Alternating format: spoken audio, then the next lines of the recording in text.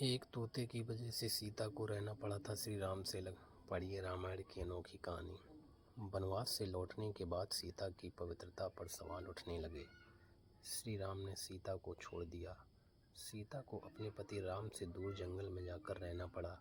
यह सब एक तोते की वजह से हुआ।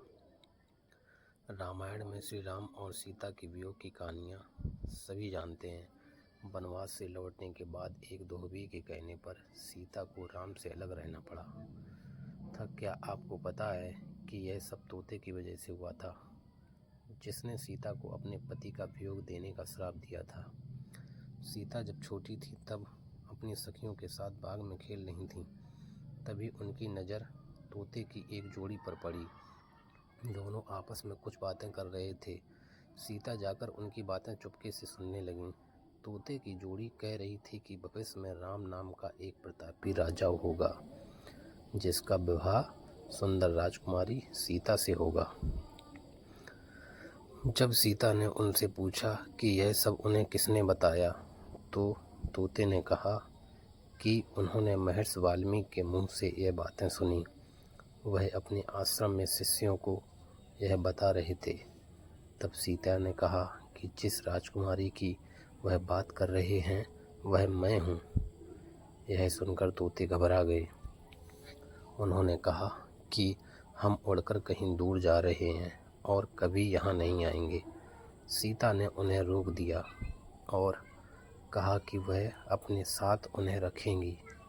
इस बात पर तोते ने कहा कि वह आज़ाद पंछी हैं और किसी पिंजरे में बंद होकर नहीं रह पाएंगे।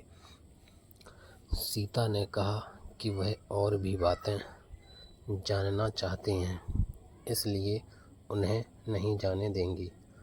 तोतों की जोड़ी ने खूब विनती की, मगर सीता टस से मस नहीं हुई। बाद में सीता ने तोते से कहा कि ठीक है, वह उसे छोड़ रही हैं, मगर मादा तोते को वह अपने पास ही रखेंगी। नर तोते ने कहा कि उनकी पत्नी गर्भवती है, ऐसा ना करें, दोनों को साथ रहने दें। सीता ने उनकी एक ना सुनी। उन्होंने नर तोते को छोड़ दिया, मगर मादा तोते को अपने साथ महल में बंदी बना लिया। नर तोता अपने साथी का वियोग सह नहीं सका। उसने सीता को श्राप दिया कि जैसे आज मैं अपने जीवन साथी का वियोग सह रहा हूँ, उसी प्रकार सीता भी एक दिन अपने पति का वियोग सहेंगी। कुछ समय बाद तोते ने अपने प्राण त्याग दिए। सीता को जब पता चला तो उन्हें बहुत दुख हुआ, मगर अब बहुत देर हो चुकी थी।